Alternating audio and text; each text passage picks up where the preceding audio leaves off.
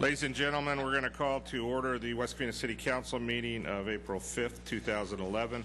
We'll first start with our invocation led by Pastor Mary Miner from Murph Chapel AME Church, followed by the Pledge of Allegiance from Mayor Pro Tem Toohey.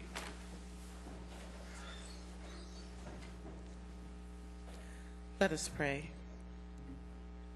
Gracious God, for the ability to assemble in this place, for the freedom to pursue happiness in this city, for liberty and justice for all in this country. These are the things we thank you for, and these are the things we are grateful for. Grant us protection and direction. Grant us words of wisdom.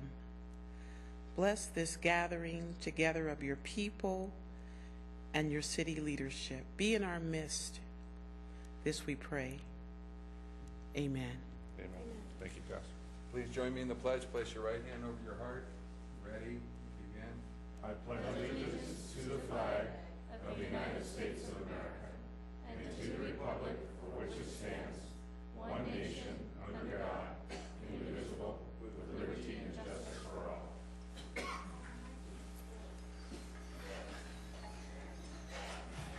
City Clerk, roll call. Mayor Chairman Herford. Here. Mayor Pro Tem Vice Chairman Toohey. Present. Councilmember Commissioner Armbruster. Here. Councilmember Commissioner Lane. Here. Councilmember Commissioner Sanderson. Here. City Attorney reporting out from closed session. Anything to report? Yes, thank you very much, Mr. Mayor, members of the City Council, members of the agency. The record should reflect the City Council and the Council City as the Community Development Commission convened this evening for closed session. That prior to recessing into closed session, the items that were listed on the agenda were announced for discussion in closed session. Further, that all members were present with the exception of Council Member and Commission Member Sanderson. And the following is my report. On the items for labor negotiations, the City Council received a briefing with respect to the various employee groups, but there was no final action taken and there's nothing further to report. On conference with real property negotiators, the CDC received a briefing from agency staff. There was no final action taken and there is nothing further to report at this time. It's appropriate to continue with the open portion of the meeting. Okay, City Manager, any changes to the agenda? I have no changes to the agenda. Okay, we have some presentation. I'd like to call forward Geneva Nixon from West Covina Beautiful.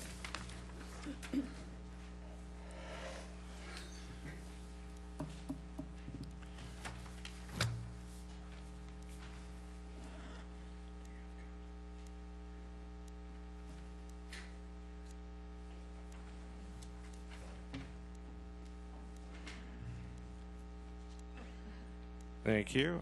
Well, it's that time again of the year for Arbor Day, which is this year April 23rd from 9 to 11, I believe. 10 until 11. We're going to plant the, it says on... They have activities begin earlier, but the Arbor Day will be at between 10 and 8. Okay, and once again, we're a Tree City, USA, and we want to thank West Covina Beautiful for hosting us again this year. It'll be at Woodgrove Park, which is a unique park. If you haven't been there, it's a what we call a neighborhood park. There's not a big parking lot. It's more for the residents that live around the community. But anyway, Geneva, would you like to say a few words on behalf of West Covina Beautiful? I'm hoping as many community members as possible will turn out for this event. We're very proud to be hosting it every year.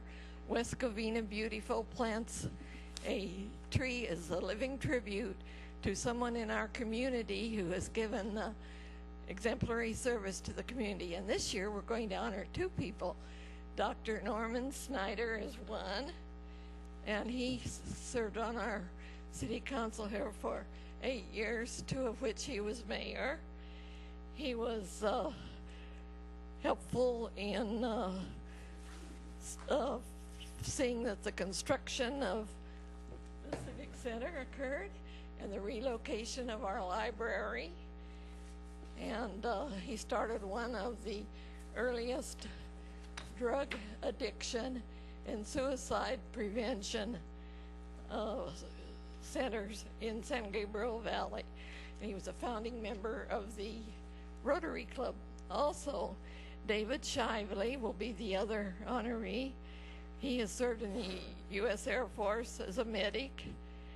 He was a reserve police officer with West Covina. Then he went as a police officer to Glendora. where he was named Police Officer of the Year. In 1980, he returned to West Covina as a police officer, and he played on the West Covina Police Department's softball and football teams. He coached girls' softball teams also. So we're very proud to have two such deserving honorees. I hope you'll be able to come. Thank you. And Woodgrove Park also was the host park last time for the memorial tree for Glenn Buckingham. So that's quite a memorial park for a lot of trees there. Mr. Mayor, Yes. it's at Orangewood. The park is Orangewood Park? Orangewood Park. Okay, somebody wrote Woodgrove on my script. I'll get that person. Okay, Orangewood Park. Is it Orangewood? involved, Okay, yeah. All right, well, before I screw this up anymore, Geneva, on behalf of the City of West Covina, our council and the citizens of this city, thank you so much, and I want to present you with this proclamation. Thank you so much for the proclamation.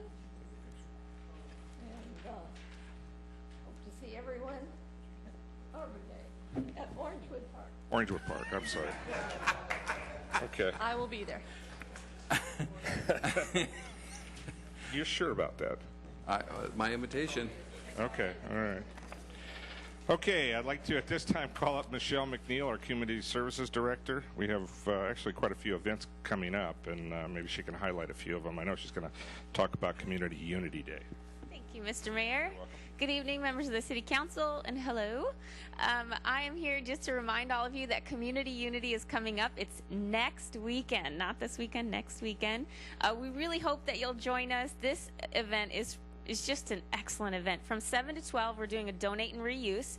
So all we ask is that you bring just one thing, and so long as you give, you can receive. So anything you see that's been donated, we're taking donations of children's toys and games and adult and youth sports equipment. You can come walk through, take anything that you or your child might need, and walk away for free. We just want to help to repurpose good items within our own community. And anything that isn't repurposed within the West Covina community, we, West Covina, became a sponsor for a town called Kampala, Uganda. And anything that we don't repurpose will be shipped to Kampala, Uganda as part of the International Alliance for Youth Sports program. And they are very excited. In fact, we just found out today that the consulate for Uganda will be coming to our event to receive our items. Yeah, very excited. Flying in from Washington, D.C. And then also Channel 7 will be on site doing a live feed from our event. So we hope that you join us. Let's see, that's 7 to 12. Then from 9 to 1, our Public Works Director, Shannon Yahtzee, has been a partner with us on this event in the 5 weeks of green. We'll have an e-waste roundup, which is located over at the city's maintenance yard right there on Sunset Avenue, just south of City Hall. And then from 10 to 12, we want to invite everyone out to the Easter egg hunt. We have an egg-sighting Easter egg hunt. So come out for that. Of course, that's free. And then from 12 to 3, we have the Community Unity After Party. So big barbecue, lots of fun stuff for the family. Please come out and join us. We have some awesome sponsors that helped make this event possible. Athens Services, the Castucci Foundation, the Corey Lytle Foundation, Home Depot, Northgate Markets, ITT Institute, Westfield, West Covina, and Superior Communications. So please join us for that. I have one other item I want to tell you about. That is the Mayor's Easter egg hunt. So if you have not geocached, please consider geocaching. Geocaching is a technologically savvy treasure hunt where individuals with a GPS device or a cell phone that has a GPS application, you download it onto your phone. And what's going to happen is on Saturday, April 23rd, the mayor is releasing the latitude and longitude coordinates of the treasure in the Saturday edition of the Tribune, in the classifieds. So look in the classifieds on Saturday, April 23rd. That's the eve of Easter. You'll find the latitude and longitude, and then you will set off on an adventure to find there are 50 Easter eggs hidden in a special location, and inside every egg is a $20 gift certificate to a West Covina restaurant. So be one of the first ones to find one of the eggs, and you'll be pleasantly surprised. Our mayor has eggs filled with money. all through donations. Wasn't that a Disney movie? Anyway, that's all through a donation. We're really excited about that event too. So please think about us. Grab a flyer if you haven't. Hopefully you've seen this banner all over town and everywhere else. So think about us. Thank you.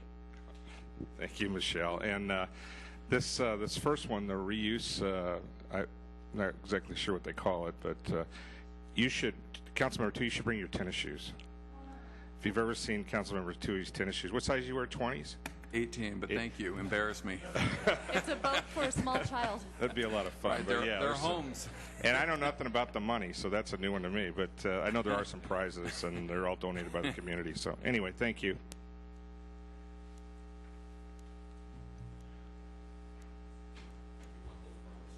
If there's a guy in Uganda that you can use a size 18, I'll ship him.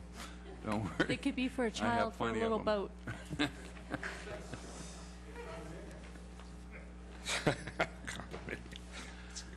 Okay, that concludes our presentations for tonight. We'll move on to the oral communications portion of our meeting. This is a time for the residents to speak on an item that's within the purview of the City Council. First speaker tonight, Lloyd Johnson.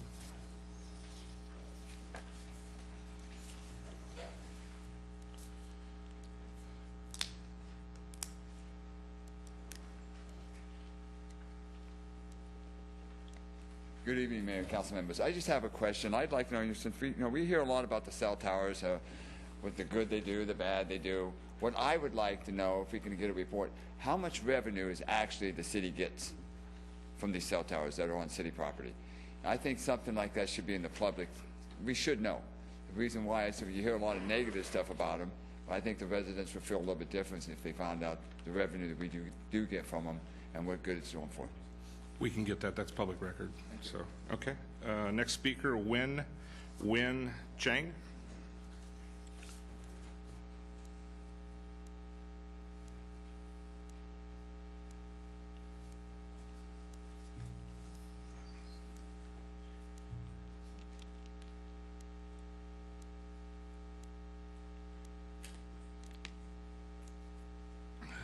Good evening, Mayor, all council members, and good evening, Mr.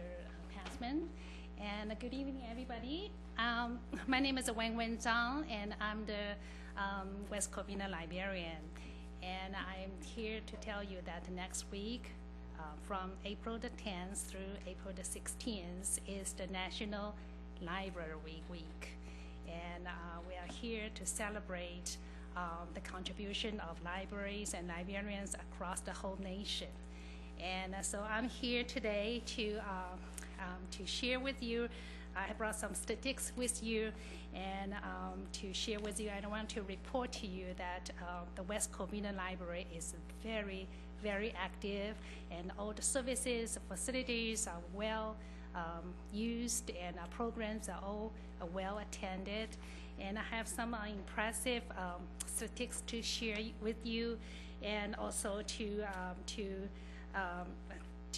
share with you our joy of success in serving the community.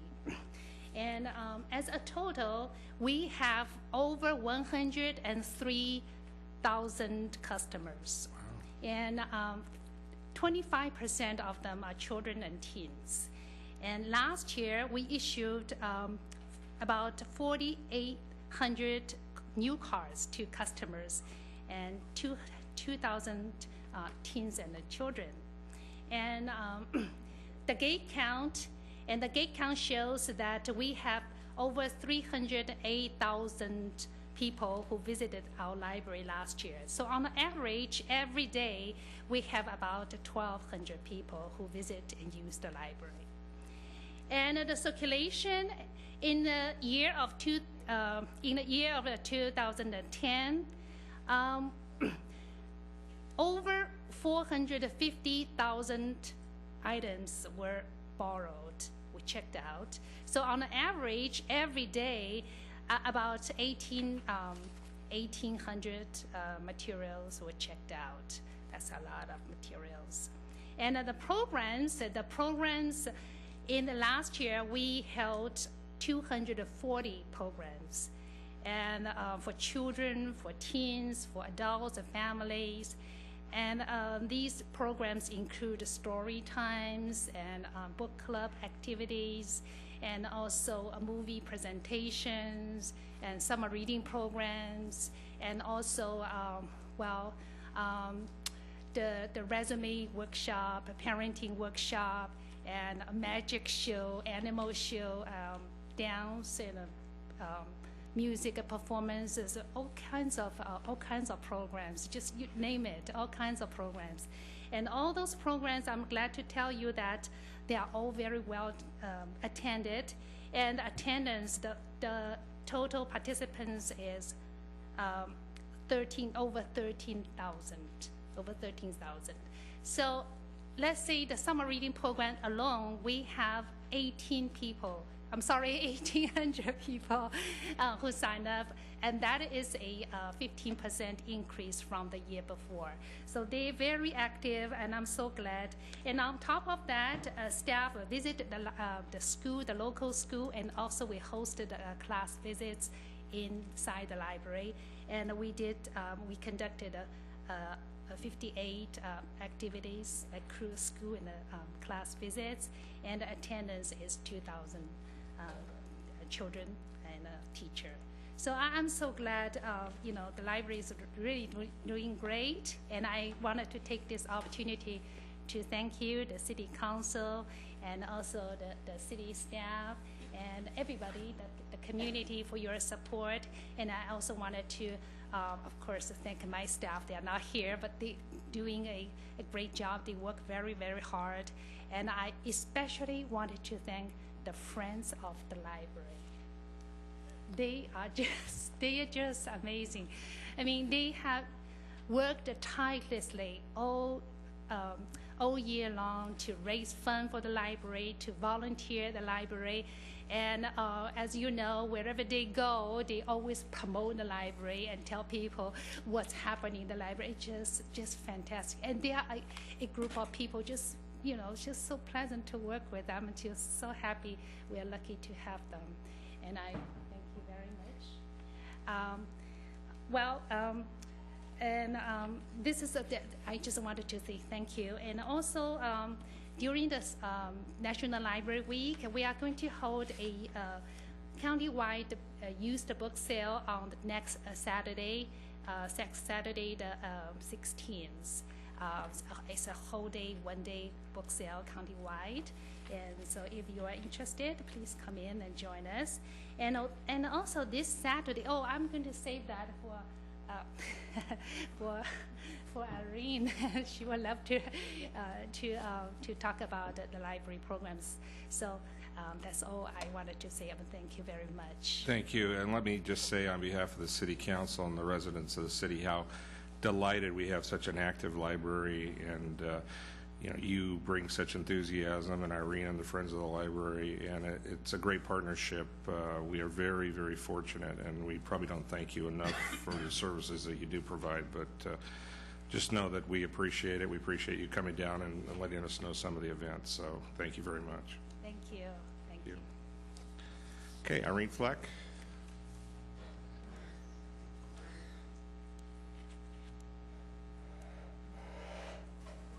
Came tonight. That was really, really wonderful. You can see why I'm rather enthusiastic about this wonderful library of ours. Wait till you hear about this Saturday's program, second Saturday. It's and that is this Saturday, just a few days. It's called Chocolate with Lady Chocolatier, and this is Sarah Scott, and she makes these beautiful, beautiful chocolates, truffles from scratch, and then she's going to tell us about the acquiring of chocolate, and I don't have the little thing with me that I can read. It's on a little tiny card. But anyways, it's going to be the idea of where chocolate comes from and why it's necessary to buy it from the right sources. And I think that means, the employment. I think Councilmember Tui is an expert. Yeah, well, this is it, yeah. And, the thing is, now I'm giving these out of order because I couldn't resist telling you about this chocolate program. And as I asked Sue if she liked chocolate, she says, doesn't everybody? Well, I found out today everybody doesn't, but I can't understand why. As you can tell, I really like chocolate. But there's going to be tasting, of course, so that will be fun. But I encourage people to come, but you better come early, and we'll expect to see some of you guys there. What time is it on Saturday? That is at 2 o'clock. 2 o'clock. 2 o'clock, and it's right down here in the community room. Okay. Get there later. Yeah, yeah.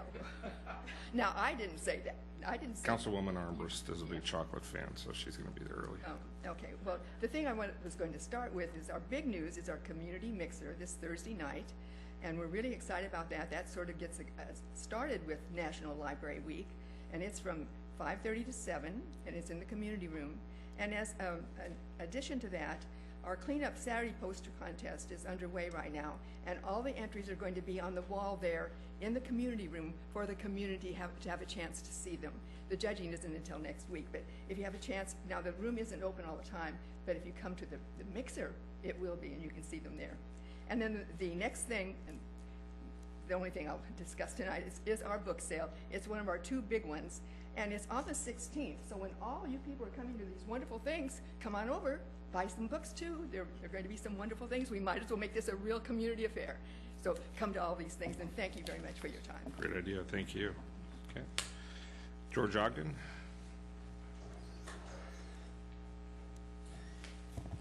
Good evening, council members and staff. The reason I'm up here this evening is I had some interest in some misinformation that continues to get out there. And one of the things that I've heard is that there's a conflict of interest, possibly, according to some people. And it's been located on Fred Sykes' website, and I've been called about it a couple of times, and I've read it, and he has the right to his own opinion. However, when I'm looking at this, and the way I read it, it's almost in support of maybe a civil rights violation here, but I'm sure I know Fred better than that. But the fact is that I think it was, with me working also as a reporter and working as a commissioner, that gives a lot of transparency, and I think that's very beneficial to any city, and I don't see a conflict of interest at all. And also, in that same site, he basically, I would have to say, he's trying to say I'm a puppet of 4 of the council members up here, and he basically states that you selected me as the commission, but he fails to state who nominated me, and it was his friend, Roger Hernandez. Why he neglects that information, I'm sure everybody probably has a pretty good idea as to why that is. Also, there's some other misinformation that has gotten out there in regards to cell towers, and there's a number of issues on the cell towers that I support Mr. Sykes with. But the cell site situation that's at the fire station at Nogales and I believe Shakespeare, there's some conflict of interest in the statements that are being put out there in regards to the vault that's above ground. Now, there's a policy out there that we would like to have them below ground. This project was well before that policy ever went into place, if I am not mistaken. I could stand to be corrected. So with that in place there and the misinformation that goes out there, apparently trying to make the city look bad, personally, I do not appreciate it. You guys work hard to do what you do. Staff works hard to try to get this information out there. So I'd kind of like to really kind of have that cleaned up, hopefully by City Council. And also there was some information that was put out in the San Gabriel Valley Examiner as a letter to the editor. And God bless anybody and everybody. They're welcome to put your information out there. Once again, though, it appears some of the information was not correct. And one of the issues was that, Mr. Toohey, that you own stock in a cell company. And I am very much unaware of that. I know you have a cell tower that's located on one piece of your property in which you are paid rent for, I believe. If I'm mistaken, that needs to be corrected. And if you own shares in cell towers and stuff, you've just become my best friend. So, but anyway, I just kind of like to clear some of this stuff up, and if you're allowed to answer on that, or if staff is, and whether or not you own stock, and some of these other issues, I'd like to make sure that our community and our public is very much aware of what that actual truth is. All right, that's basically about all I have to say. So thank you very much. Thank you. Okay, that concludes oral communications. We'll move on to the consent calendar. Anybody have any items they'd like to pull? A motion to approve the consent. Second. Moved in second. All those in favor say aye. Aye. Motion carries 5-0. I believe we have a public hearing.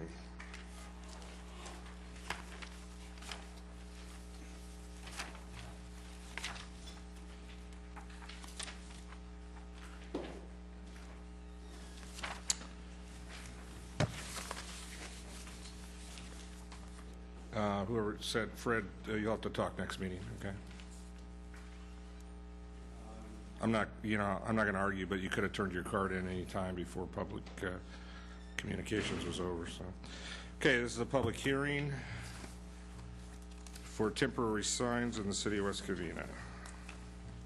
This matter set for public hearing consists of an amendment to Chapter 26 of the West Covina Municipal Code related to temporary signs. Will City Clerk verify that proper legal notice has been given?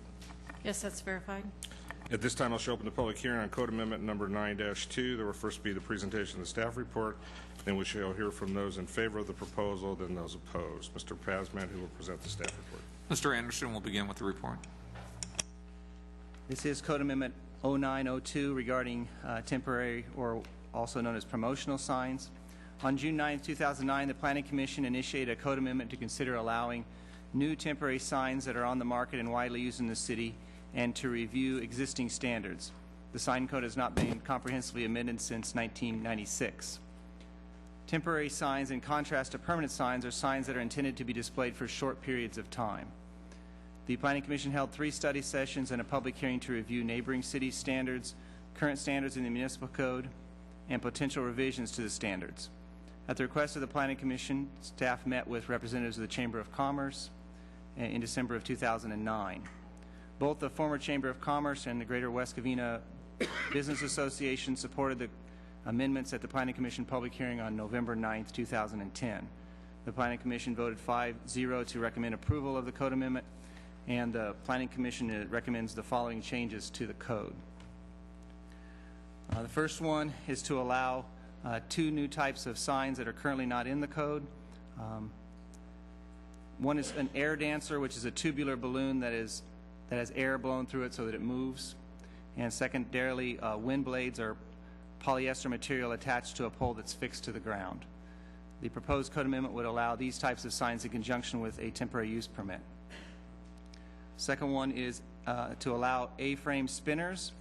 These types of signs are similar to A-frame signs, except that its design allows for the sign face to spin with the wind. This type of sign would be allowed in the same manner as an A-frame sign for up to 30 days per calendar year.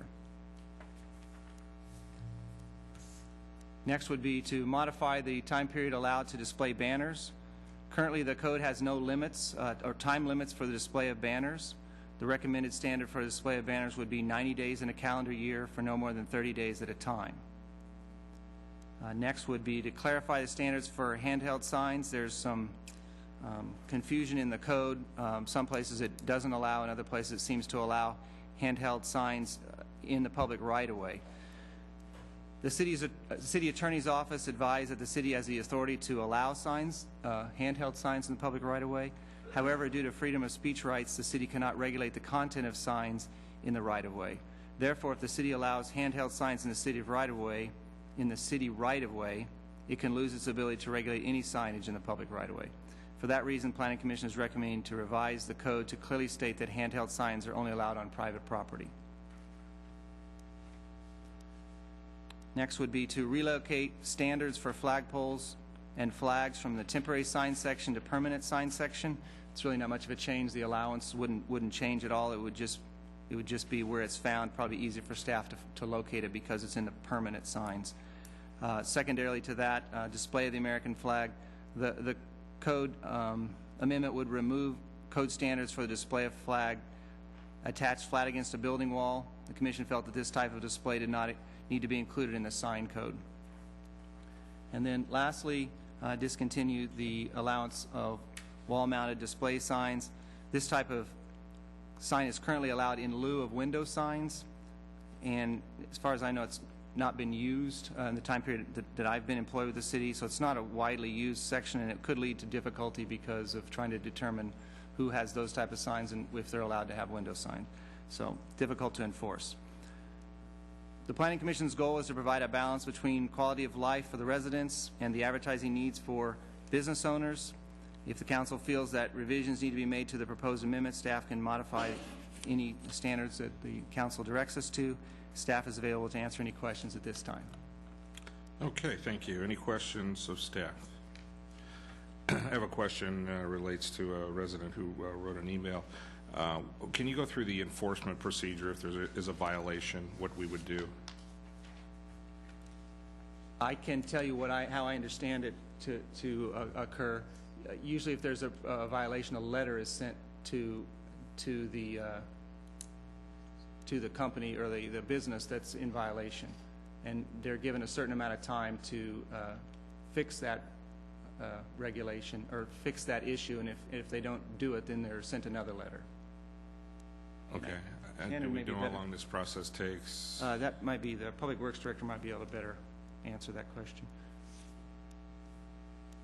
Thank you, Jeff. Thank you, Mayor. Yeah, Jeff's pretty much correct. Normally, if we can, we would make contact with the business owner. I should add that these are mostly complaint-based. We're not out there generally looking at businesses because with the staff we have, we're responding to complaints from people from the community. So they would normally get a letter or a notice that gives them 7 days to remove the sign, and then we would follow up with them. Like I said, we try to make contact with the manager if we can and kind of educate them on what the code is. And after 7 days, it would go to code enforcement, or is there well, a code citation? enforcement generates that letter. They could get a second letter, and if they're not compliant at that point, it could go into a process where they're given like a fix-it ticket and then fines, $50 to $100 fines. Okay. All right. Any other questions? Okay. Hearing none, we'll move on to oral communications. I did receive a letter from Joanne Wilner. Basically, she was asking this. I asked the question for her about how the procedure would work and code enforcement. She wanted to make sure that was a part of this, so that's what the intent of her email was. So I'll address that and enter that into the record. We have no cards, either for or against, so I will close the public hearing. Move on to council member comments. Councilmember Tui. I will not be supporting this tonight. I do agree we need some issues out there, and Lloyd Johnson has brought them up before, and I don't even see the maintenance issue in here. It may be more in depth, but I'm just reading under the basic amendment. I understand that when signs have been up and they've been tethered, I fully understand, and that should be a much shorter period. If a banner is not properly maintained, it should have to be removed immediately. I have problems putting any type of provisions for flags or flagpoles. Many years ago, my father won the court case for USA Gasoline to allow the flying of any size flag they want to. Cities tried to restrict the size of USA's Gasoline's flag, and I understand this talks about the height of the pole, but they're somewhat, I don't like any type of regulations regarding the United States flag. I believe that is highly questionable. And the wall-mounted signs, we do have businesses that has been allowed to be built in this city that does not have windows, and therefore what you're saying is they can't have signs now. So I would be concerned with that. Obviously, that's impacted me before, because at my business, after Molotov cocktails were thrown through 3 times in 54 days and my business was burned down, we had to eliminate the windows. Now, I understand what you're saying there, and there's a lot of other businesses I can go through hand in hand where they do not have windows. And I would be concerned that you're taking away their ability to advertise at all in those businesses that you've allowed to open. And I believe there's been court cases on our dairy property long time before we even bought the business that was adjudicated in court on what's allowed there or not under the overhang. I will not support this. Okay. Let me just ask a question on the flagpole issue, because you're not eliminating that. You're moving it to another section of the code, right? Correct. We're not changing the regulations at all. We're just relocating it from the temporary sign section to a permanent sign section. And we do have a restriction on the height of 50 feet, though. That's correct. Okay. It's in place now. That hasn't changed. It's not changing. And then on the attaching it to a wall, this would ban it from being attached to a wall, which I'm not sure if you can do that anyways. One thing there, we could put language in that allows it as allowed by federal government. In other words, not necessarily encourage that type of thing, but allow it in cases where people were. Again, that's one of those things that nobody's ever asked that. I've never seen it done, so I'm not sure what circumstances that would happen. Yeah, I don't recall any flags on walls, but maybe that's not to say they wouldn't do it. Okay, any other comments? Okay, that concludes the comment section. I'll entertain heading of the ordinance. An ordinance of the City Council of the City of West Covina, California, amending Chapter 26 of the West Covina Municipal Code related to temporary signs. Do we have a motion? We have no motion, so without a motion, well, I'll make a motion. I'll make a motion. Is there a second? There's no second, so the motion failed. The ordinance fails for lack of a second, so the code will stand as is, correct? Okay. That concludes the public hearing. Mayor, council member reports. Any reports for this meeting? Mr. Mayor. Councilmember 2. One question real fast, because George Ogden brought it up.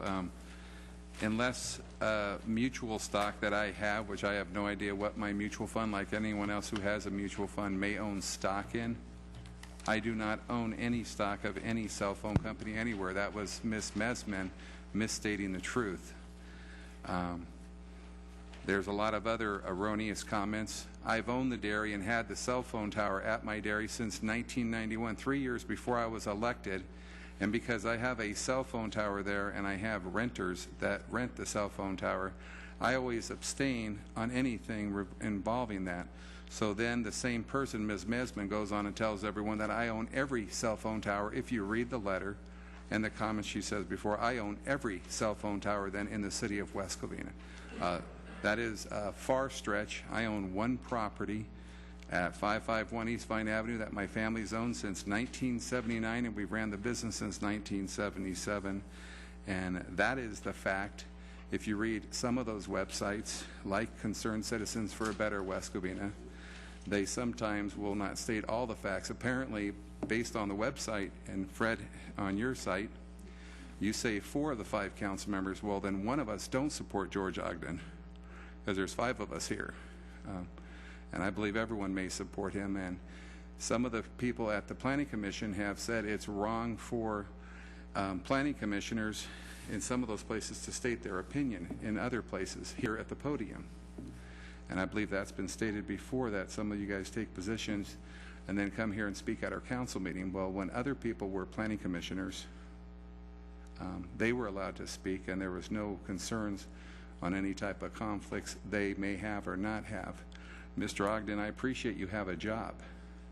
And I believe what happens, and it happens to me all the time, I get attacked because I work and I have a job. And if I didn't work, which they beat me up in 1999, even though I've had a job, they question whether I worked or worked enough. No matter what I do, I can't please a number of these individuals in here. And I know there's some people here, since we have and it's oral communication on the cell phone, this so you 3 understand here over in that one area, Esteban Torres was one of the ones who voted. So in whatever year, I forgot the exact year, but his congressional record is clear that health issue can never be raised on an application for a cell phone tower, ever. And that was voted on by the United States Congress, which Congressman Torres was one of the yes votes for that. And I'm just always amazed, because when you guys were interviewed on Channel 7 or 4, whoever it was, you stood next to, right against, a telecommunication tower, because all news vans are an entire telecommunication tower. They have around 5 satellite dishes and antennas on that. That thing is a rolling radiation thing, if that's what you're arguing, and you stood next to that and got interviewed. I normally, if I had a concern, wouldn't put myself in risk, but I'm just making sure everyone knows, because this stuff always comes up. Anyone who has a wireless router in their home, and I don't know who has wireless routers in their home, those are miniature telecommunication towers in your home. And people can act like they're not. That's what they are. They send signals wirelessly. Any telecommunication service we have, any cable service you have, or internet service you have, that is not fixed wire, which we only have Charter. You're using telecommunication towers to get you your internet signal. If you have other types, this is council member comments. if you have other types of services at your house, like DirecTV or DishNet, I don't know if you've noticed, but they put a telecommunications satellite dish on your home. Some of the dishes that people have responded and say we have a ton of them, just so you guys understand in the community what we're talking about. To have the lottery at a business, you must have a satellite dish to send the signal that the numbers were purchased and everything you do to the California State Lottery. So anyone who has a lottery terminal has a satellite dish. A lot of gas stations, most gas stations or national chain restaurants, if you look on top of their building, they have telecommunication systems and normally closed-in loop. Burger King can communicate to their own people via their own satellite dish network. But I'm saying people talk about all these other dishes. We have them all over, and they're not cell phone sites. Okay, they're not anything by the city or the companies that are in question. They are a regular, everyday walk of life, whether we like it or not. Everyone has cell phones, yet they were saying because T-Mobile was a current applicant that we need to boycott their service. But anyone who uses some other cell phone service, your satellite tower, your cell phone tower is next to someone else's house and sending you the signal. It's just a matter of, I guess, a NIMBY. I don't want it in my backyard, but it's okay to be next to your house. They're everywhere. The only people that have the ability to bypass our approval process, so the public understands, is normally Verizon, because they have an automatic easement on their poles. And if you go over by Mr. Davis's house, I believe it's 545 Vincent Avenue, you'll see on a pole right next to a home, and Verizon does it because they have the ability to do it, because they have easements and rights in everyone's backyard.